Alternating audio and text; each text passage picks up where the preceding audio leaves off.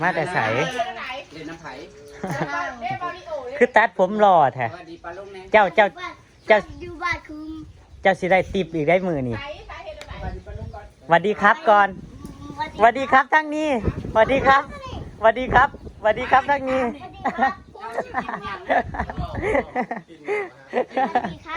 สวัสดีครับสวัสดีครับไปรู้เจสีสีทามนั่นไว้เจสีสีทามนั่นหมูกระทะเจ้าอยากกินแห้งหรอหมูกระทะน่ะฮะ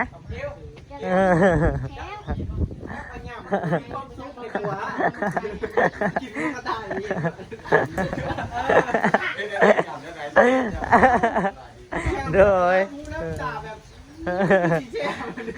กินแบบว่า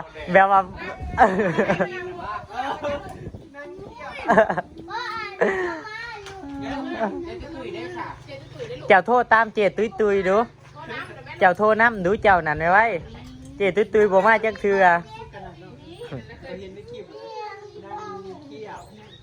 มีความสุขแบบกลับเข้าไปนะบอมสาวแฟชั่นเด้กินมีความสุขขนาดกินหมูกระทะขาซองหน้ามาก่อนสักแป๊บหนึ่งซุ่มเจ้า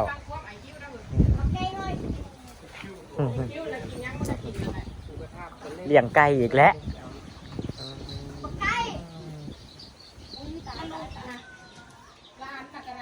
พายแค่นนะบอไปมาฮอดแล้วกินหมูกระทะนั่นแหละพี่น้องกินหมูกระทะนั่นแล้วไปซื้อหมูกระทะแล้วก็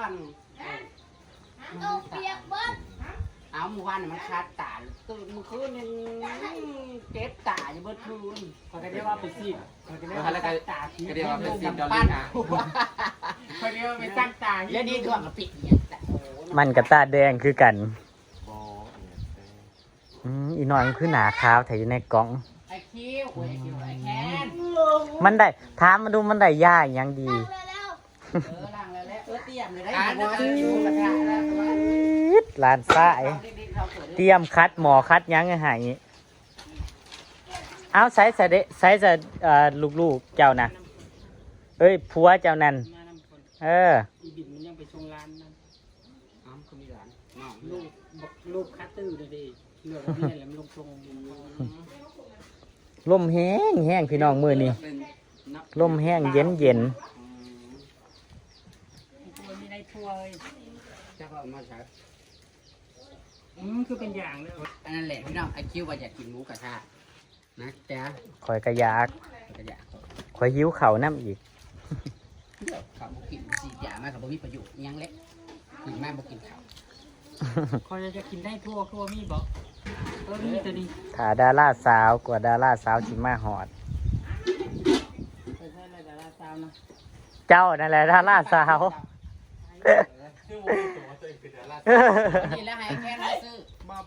ให้แค้นไปซื้อบ่ให้แค้นไปซื้อใช่ไอแค้นผูไว้แล้วผูวิ่ง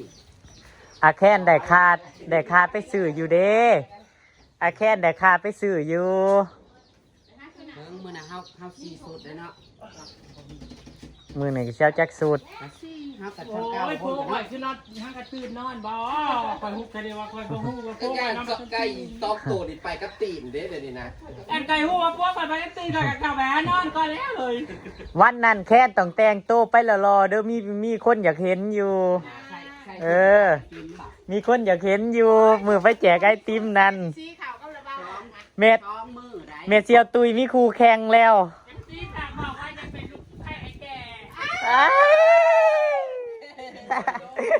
อยากเป็นลูกไฟไอ้แขกก็เหนื่อยเตาแล้ว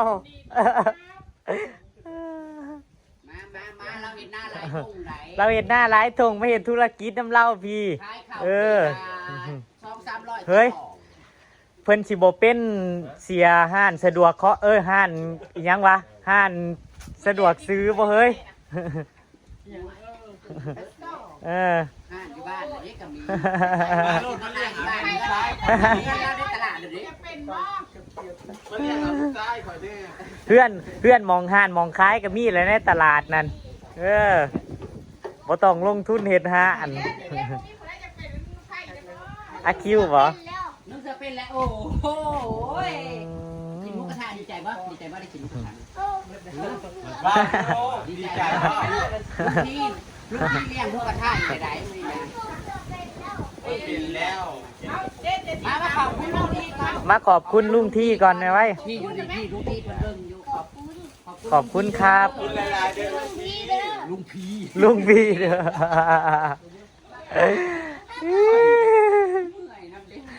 เคี้ยว เอาใส่มันแล้วไปย่างกินแล้วไปเปิดแล้วนะ อุ้ยจะจ้ามันแห้งหลาย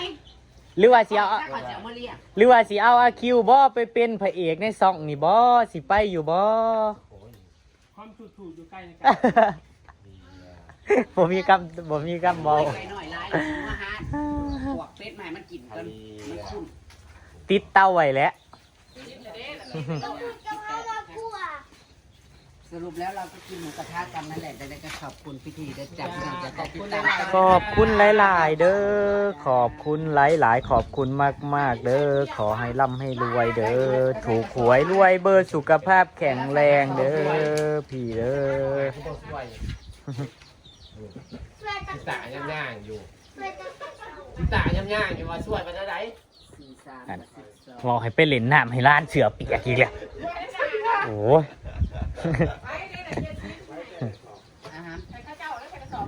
แคนมาเอา ไปได้ก็ สีสูตรไปได้ยุด้วยสิไป2 คน ไปกับ ไปน้ำ ไปกับอัตติไปกับเบาอาจ กระต้าได้แคน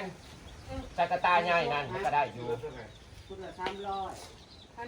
ฉันบ่อยากเอากระต้าการเอาพัสลงนี่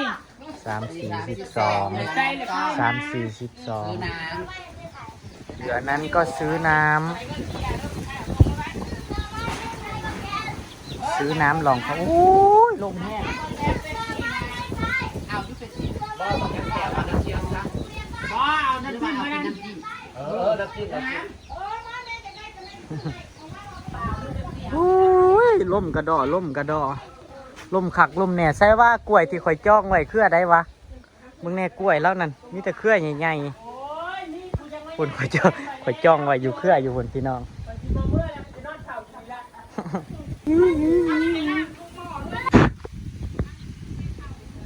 ซุ่มแซวแมวเป่าอยู่นี่แหละพี่น้องมือนี่แล้วก็ยังสิแงกง่ายกันเนาะพี่น้องเนาะผู้ใดมีลูกมีผัวก็เอิ้นลูกเอิ้นผัวมาผู้ใดหูก็ตามมาเด้อพี่น้องเด้อตามมาผู้ใดอยาก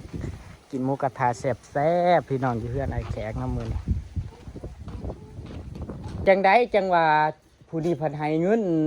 ล้านบ่ครบบอกข้าแต่อยากร้องเพลงเนาะจะไปซ้อมกันเอามาให้ ล้านก็บ่ได้นับมือนั่นคือว่าเอาไปก้อนพันนึง คอยคอยนั่นเห็นมือน่ะให้แต่แบ่งค์ร้อยคอยก็บ่ได้ท่วงเลยเนาะคิดว่าให้ก่อนแล้วคอยเห็นให้แต่แบ่งค์ร้อยคอยว่าเอ้าแล้วก็จับญาติเขา มาหมอก็ตกใจถ้ามันเฮียมันก็บ่เฮียเบิดแล้วแม่ว่าเจ้าบ่นับเงินอันนับเงินพวกเจ๊ก็ตอนนั้นเราก็เอาให้เลยเนาะเราเชื่อแล้วตอน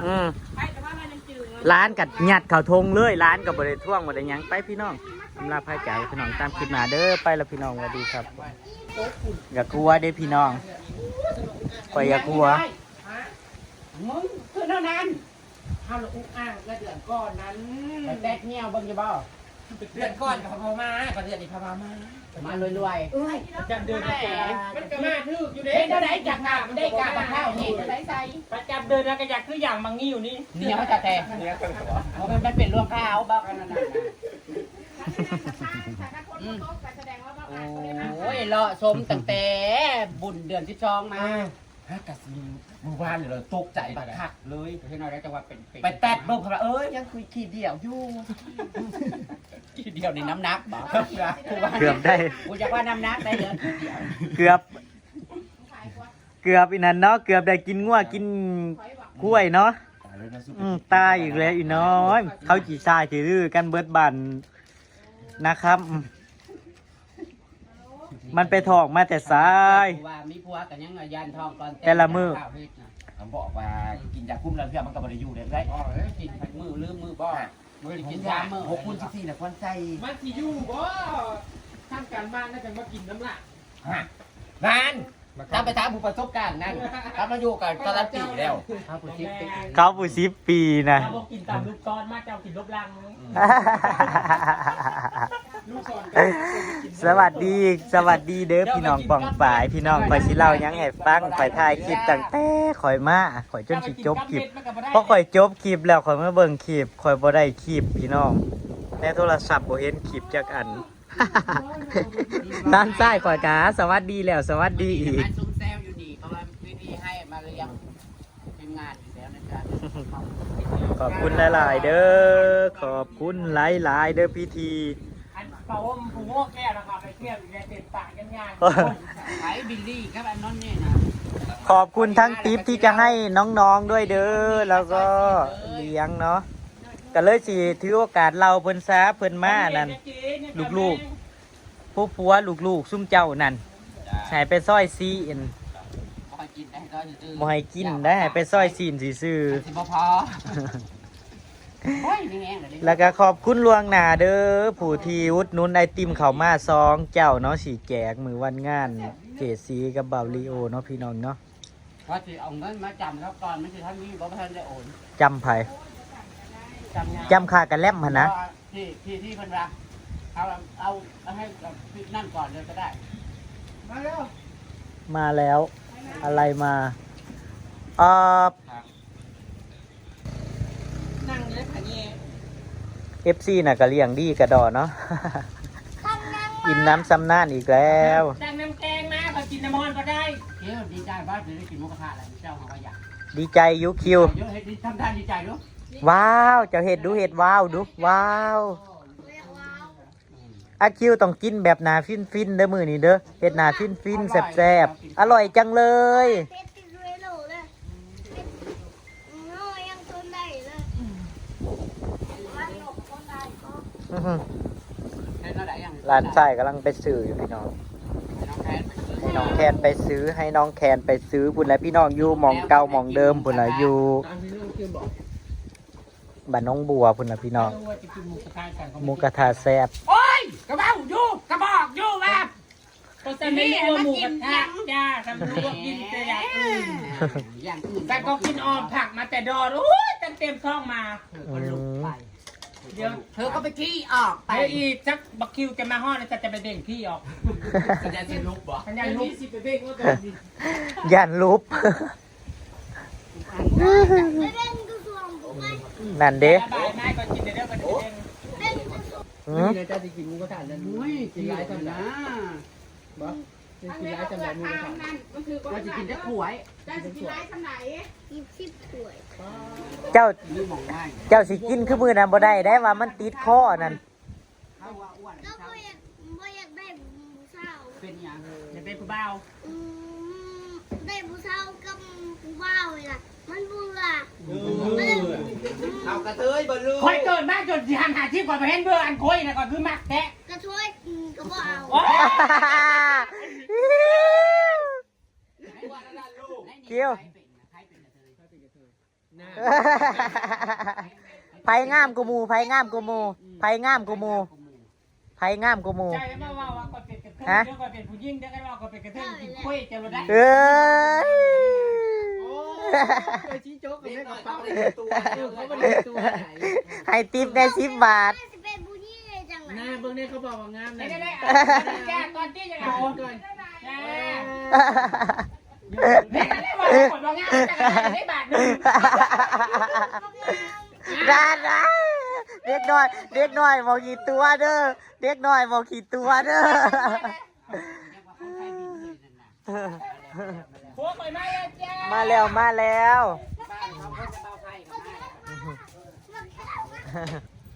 โอ้ยจะมาคือกันแต่ก่อนสิบ่มักบ่จองบ่สัก นั่นเด้ แต่ว่ามือนั่นจะมีคู่แข่งในเมเซียว4 สุด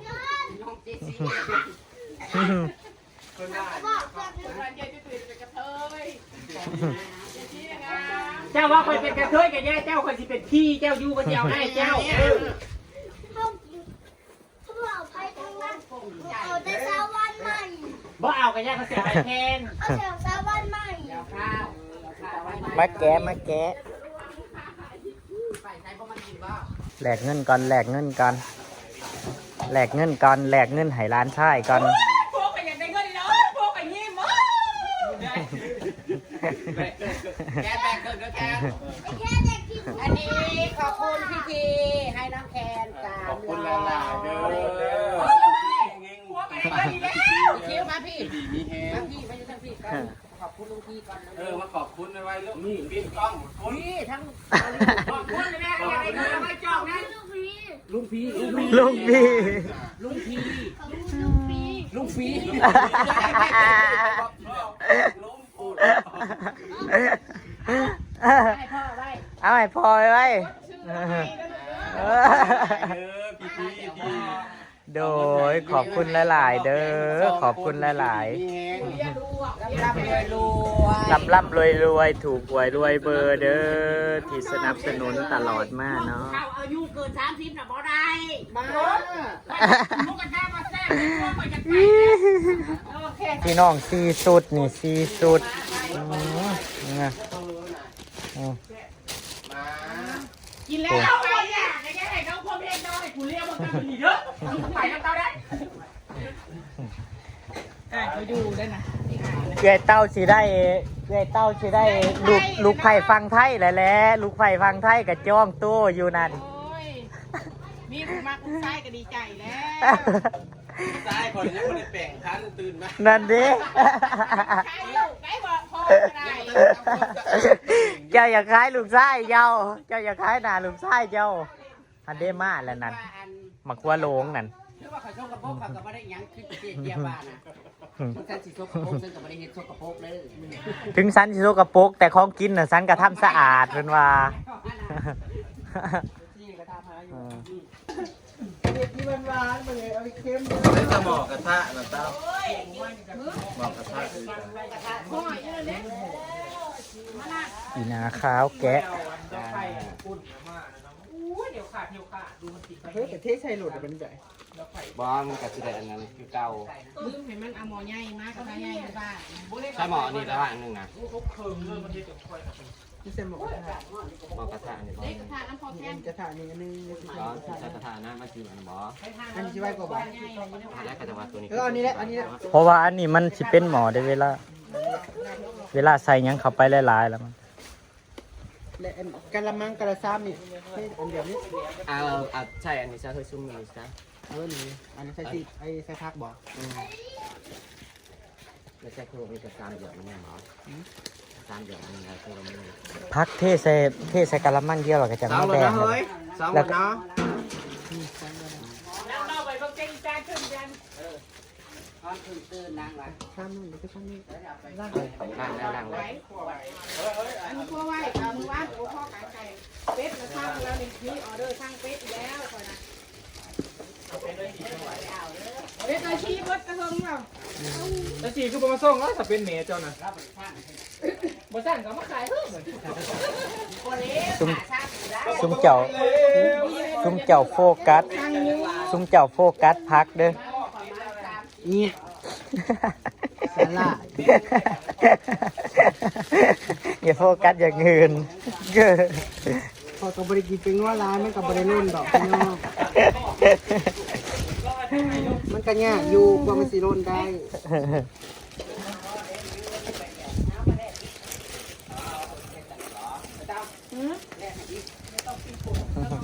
เอาซองไปเลย เอาใส่ซอง